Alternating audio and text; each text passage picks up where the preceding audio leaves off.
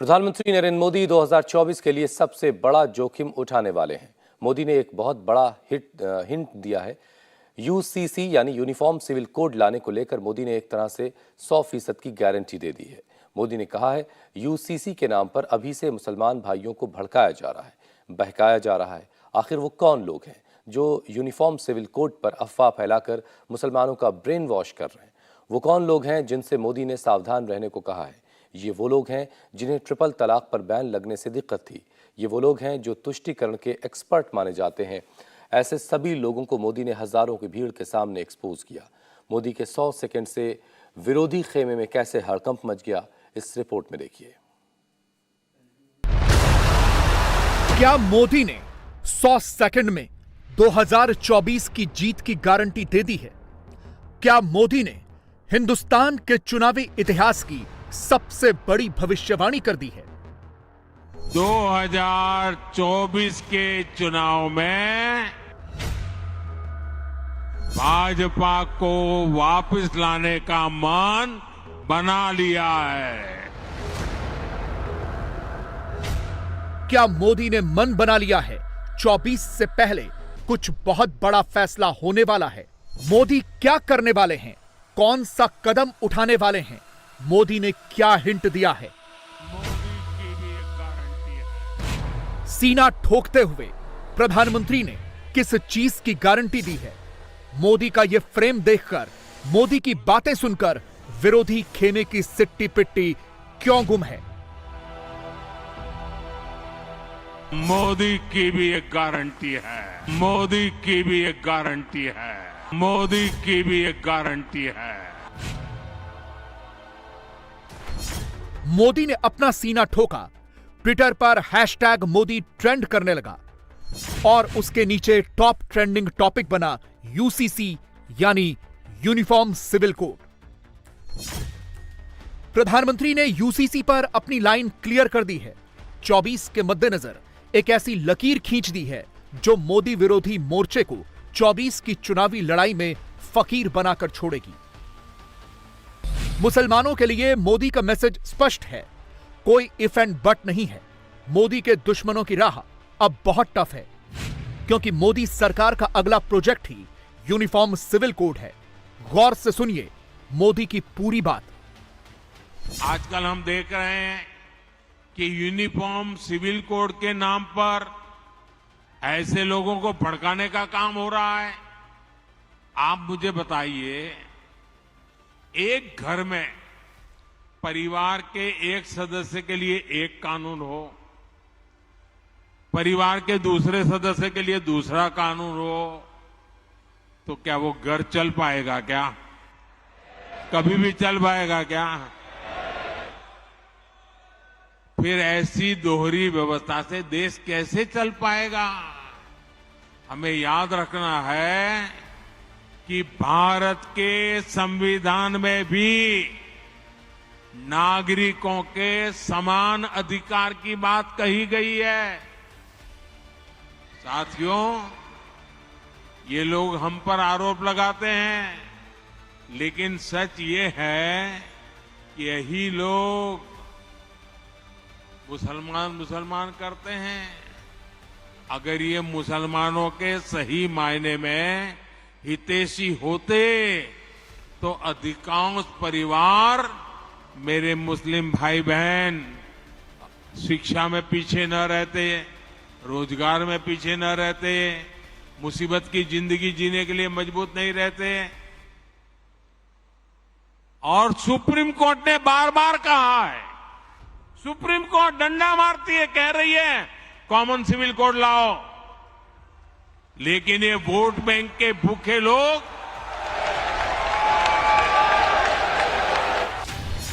UCC पर मोदी का इतना कहना था कि भाईजान छटपटाने लगे, ट्विटर पर लंबा चौड़ा पोस्ट चिपकाने लगे। अखिलेश की पार्टी के नेता कम्युनल एंगल वाला टेप बजाने लगे। कांग्रेस ने इसमें ध्यान भटकाने वाली लाइन पकड़ ली। नीतीश कुमार की पार्टी के नेताओं को इसमें वोट बैंक की राजनीति नजर आने लगी। All India Muslim personal law board ने आनन फानन में मीटिंग बुला ली। जमीयते उलेमा हिंद को इसमें 24 से पहले माहौल खराब करने वाली पटकथा दिखने लगी। भारत के प्रधानमंत्री भारत की डाइवर्सिटी को, प्लुरलिज्म को एक प्रॉब्लम समझते, इसीलिए इस तरह की बातें करते रहते। तो क्या यूनिफॉर्म सिविल कोड के नाम पे आप प्लुरलिज्म, डाइवर्सिटी को छीन लेंगे क्या? आप वो करना चाह रहे? आप यहां पर हिंदू भाइयों को कल्चर बोलेंगे, यहां पर इस्लामिक प्रैक्टिसेस की यूनिफॉर्मिटी नाम पे निकालना चाहेंगे आप। यूसीसी का मुद्दा एक बार फिर से उठाया है उन्होंने, जिससे कि ध्यान भटकाया जा सके असल मुद्दों से, लेकिन ध्यान हम भटकने नहीं देंगे। ये चीज जो है सिर्फ मुसलमानों को टारगेट का क्या करने का क्या मतलब है? उन्होंने मुसलमानों को टारगेट किया है इस अपने बयान के अंदर। ये यूनिफॉर्म सिविल कोड इस देश का इशू है, इसमें सब लोग इन्वॉल्व हैं। 2024 नहीं सामने था। अब इस प्रोसेस के अंदर मुल्क के अंदर फिजा को खराब करने की, आपस में डिवीजन करने की, एक को दूसरे से लड़ाने की का एक माहौल हो रहा है। मैं प्रधानमंत्री जी से कहना चाहता हूँ, 9 साल से ये 2 कानून कैसे चल रहा था, आपको अब तक क्यों नहीं याद आई? भारतीय जनता पार्टी की नाव चूंकि डूब रही, तो ये पोलराइजेशन कर रहे हैं, ध्रुवीकरण कर रहे हैं, इसके अलावा कुछ भी नहीं।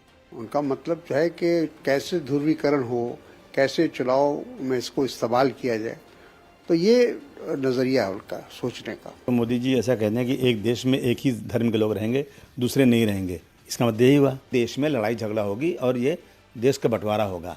ये सब चीज़ें करके राजनीति करना चाहते हो, मैं समझता हूँ ये सब बिल्कुल गलत चीज़ें हैं। यूनिफॉर्म सिविल कोड पर मोदी विरोधी खेमा जो डर फैला रहा है, क्या वाकई वैसा ही है या कहानी कुछ और ही है? इस कहानी को समझने के लिए आपको हाल फिलहाल में यूसीसी पर हुए अलग अलग सर्वे के आंकड़े देखने होंगे, क्योंकि देश का एक बड़ा वर्ग है जो यूनिफॉर्म सिविल कोड पर मोदी सरकार की राय से इत्तेफाक रखता है। इसी साल जनवरी में आए एक सर्वे में देश के 69% लोगों की राय यह थी कि पूरे देश में यूनिफॉर्म सिविल कोड लागू होना चाहिए। एक दूसरे सर्वे में लोगों से पूछा गया कि क्या केंद्र सरकार 2024 से पहले देश में यूनिफॉर्म सिविल कोड लागू करेगी। इसके जवाब में करीब करीब आधी आबादी यानी 45% लोगों की राय हां में थी। जाहिर है, जब देश का एक बड़ा तबका यूसीसी के फेवर में है, तो मोदी के दुश्मनों को अपनी तुष्टीकरण वाली दुकान के बंद होने का खतरा तो नजर आएगा ही। मोदी कहते हैं कि देश का भला तुष्टीकरण नहीं, संतुष्टीकरण से होगा, लेकिन मोदी विरोधी अब यूसीसी के नाम पर खुलकर तुष्टीकरण वाली लाइन लेंथ पकड़कर बैठ चुके हैं। सबूत आपके सामने हैं।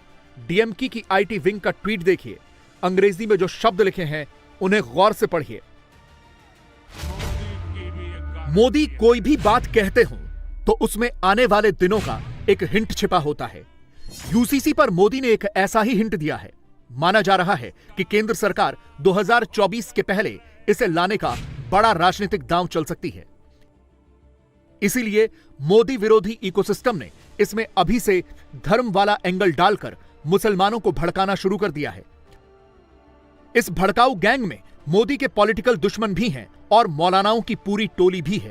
यूनिफॉर्म सिविल कोड लाया जाए और हमारे पर्सनल मजहबी कोड को खत्म कर दिया जाए, हम इसकी मुखालफत करके ये जाहिर कर देंगे कि यकसा सिविल कोड की कोई हिंदुस्तान के अंदर जरूरत नहीं है। इस वक्त फिर दोबारा उसको लाना, कर्नाटक के इलेक्शन के अंदर बिल्कुल किनारे हो जाने के बाद वो इस तरह के मसाइल को उठा करके फिर हिंदू मुस्लिम तफरीक को पैदा करना चाहिए। मुसलमानों को कहीं ना कहीं झटका देने का पूरा प्लान उसने बना लिया है और वो एक बिल बहुत जल्द से और बहुत तेजी के साथ लेकर के आने वाली है।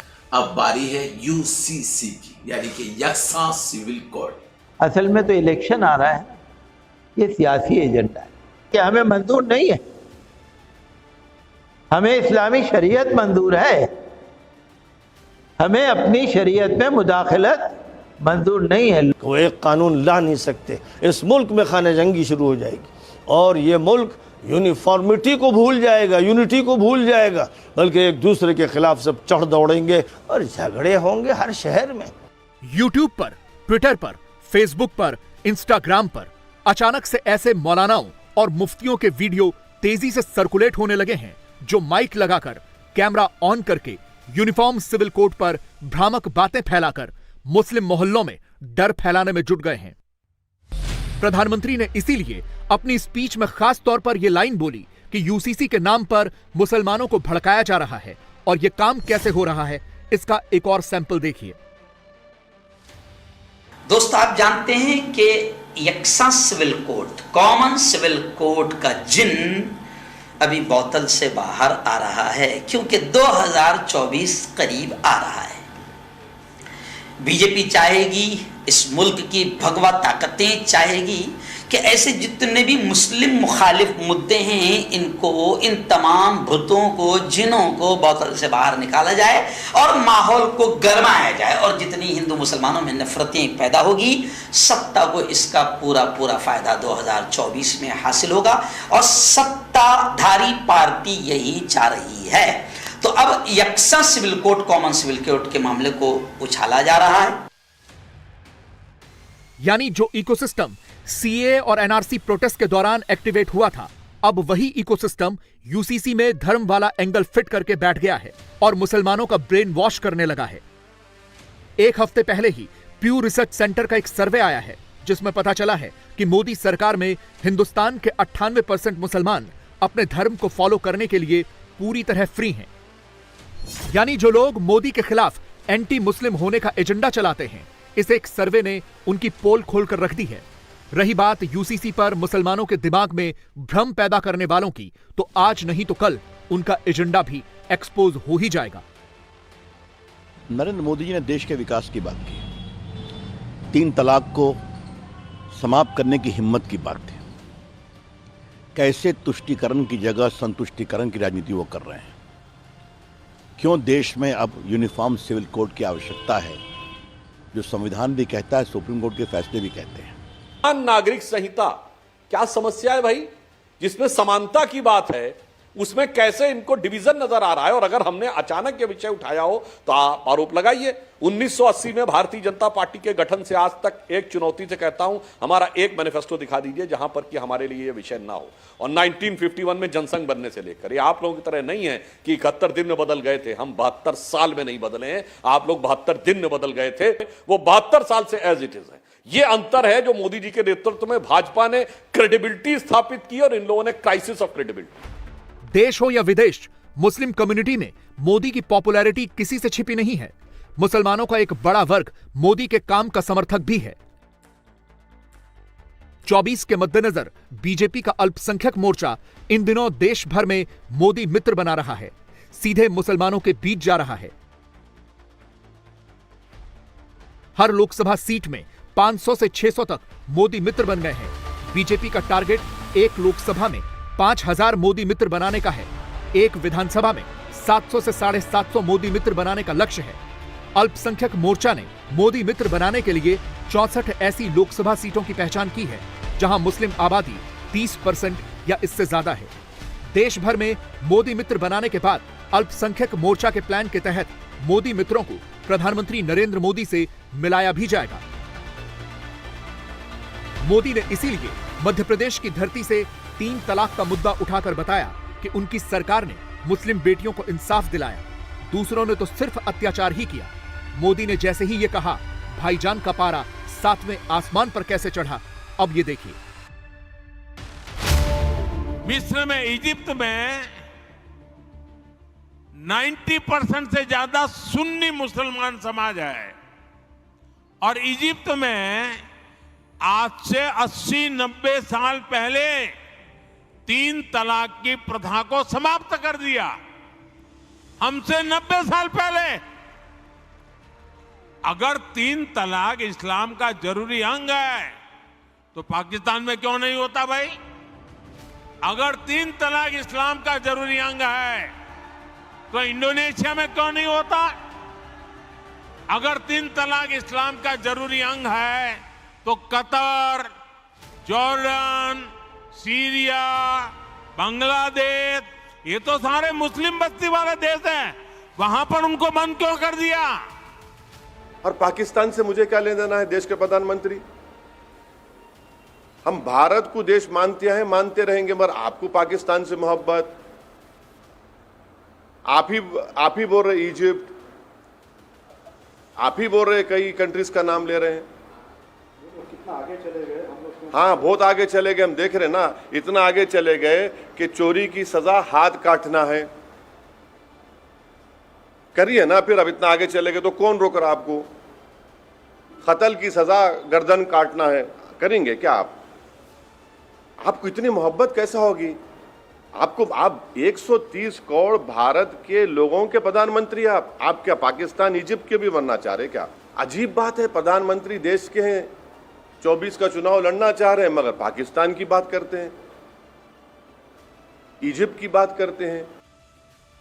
मोदी की टाइमलाइन में पसमानदा मुसलमानों का जिक्र भी बार बार आया है। मोदी ने हर बार विस्तार से बताया है कि कैसे तुष्टीकरण की राजनीति करने वालों ने देश के पसमानदा मुसलमानों की तकलीफ का सच छिपाया और उनसे सिर्फ वोट पाया। अगर आप हमारे मुसलमान भाई बहनों की तरफ देखोगे, और मैं देखता हूं कि जो हमारे पसमानदा मुसलमान भाई बहन हैं,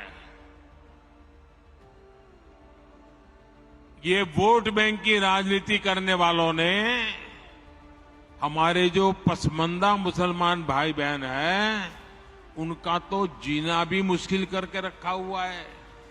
वो तो तबाह हो गए, उनको कोई फायदा नहीं मिला है। वे कष्ट में गुजारा करते हैं, उनकी आवाज सुनने के लिए कोई तैयार नहीं है। उनके ही धर्म के एक वर्ग ने पसमानदा मुसलमानों का इतना शोषण किया है, लेकिन इसके ऊपर कभी देश में चर्चा नहीं हुई। जो पसमानदा मुसलमान है, उन्हें आज भी बराबरी का हक नहीं मिलता, उन्हें नीचा और अछूत समझा जाता है। देश में मुसलमानों की कुल आबादी में करीब 85% बस पसमानदा है, जबकि 15% उच्च जाति के मुसलमानों की आबादी है। दलित और बैकवर्ड मुस्लिम पसमानदा वर्ग में आते हैं। बीजेपी का यह मानना है कि पसमानदा मुसलमान बीजेपी के कोर वोटर हैं। पसमानदा समाज हमेशा से हाशिए पर ही रहा है और यही वजह है कि पीएम मोदी इन दिनों बार बार पसमानदा मुसलमानों की बात कर रहे हैं। यानी मोदी ने मंगलवार को एक तीर से कई निशाने की यूसीसी पर भी अपनी सरकार के इरादे जाहिर कर दिए और विरोधियों के खेमे से मुसलमानों के एक बड़े वोट बैंक में भी सेंध लगा दी। और यह सिर्फ शुरुआत है।